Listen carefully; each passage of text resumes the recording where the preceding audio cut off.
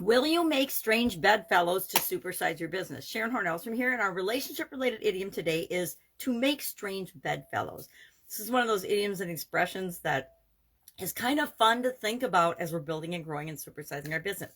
It, of course, comes from The Tempest by William Shakespeare, when a man finds himself shipwrecked on a desert island and he ends up seeking shelter next to a sleeping monster, which means, he literally slept next to and shared an island with, not a bed, but an island, with a monster to seek shelter from the weather and the elements on this island. So what does this mean? It means that adversity or different situations, politics make strange bedfellows, was said by Charles, I can't remember his name, Charles, I don't know, Dudley Warner or something. It's been used a lot throughout history. Now, I don't know that I've ever said or used this expression. I've definitely heard the expression, but I don't think I've ever said, oh, well, they make strange bedfellows, or that's a weird partnership. But it has to do with the people we end up working with or partnering up with or forming alliances with might be surprising to other people looking from the outside in. Sometimes people don't understand why we join forces with certain vendors, or why we do strategic partnerships or alliances with different businesses and business owners. If there isn't a direct connection, and if we don't make the connection for people and it doesn't make logical sense to them, they may or may not choose to do business with us. Now, to me, this idiom means that I want to be creative and look outside the box of who I want to connect and join forces with and work with as I'm building and growing and supersizing our business.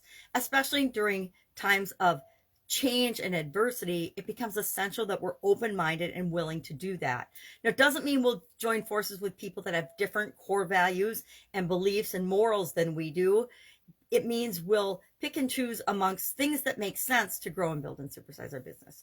I've done summits with really diverse groups of women's summits. Online, I did this a couple of years ago and found that it was such a great experience. I learned more by being involved in partnering up with all of these different women than I would have otherwise, which helped to grow and supersize my business as well as all of their businesses.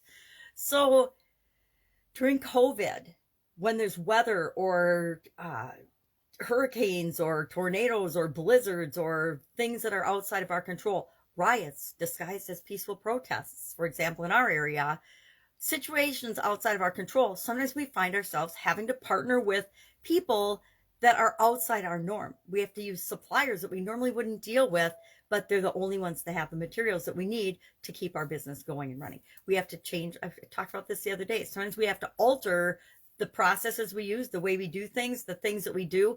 Our raw materials, ingredients are, if you're producing things that require raw materials, ingredients, then you have to change your process or your formulations or your recipes in order to create the end result that your customers want, because things outside of you change. And actually, this happens all the time, whether there's a big thing going on or not.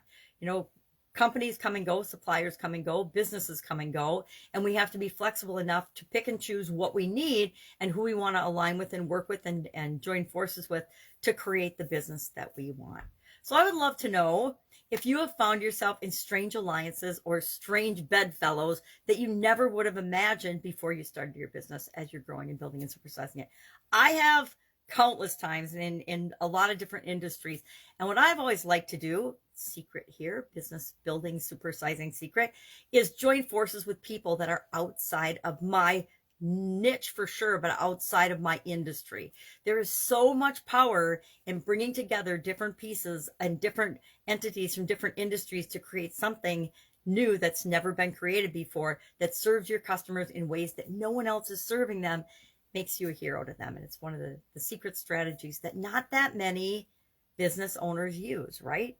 So use the things, do the things that other people aren't willing to do, partner up with people that can move you and create what you want in the world, whether other people think it's a good idea or not, right? If your instinct and your gut and your research tells you, hey, this is a good idea, then do it. I will admit, sometimes it works, sometimes it doesn't, right? Depending on the situation, the circumstance, the timing, the project, your client base, etc. Everything is subject to change, right?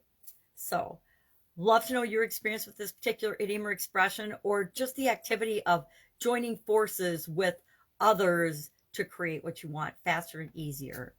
All right, have an awesome day. I will be with you tomorrow with another relationship related idiom. No idea what it's going to be, but I will find something. Unless I get a suggestion from somebody, I'll just pick one. All right, have a great day. If I can help you in any way, ask. Otherwise, I'll see you tomorrow.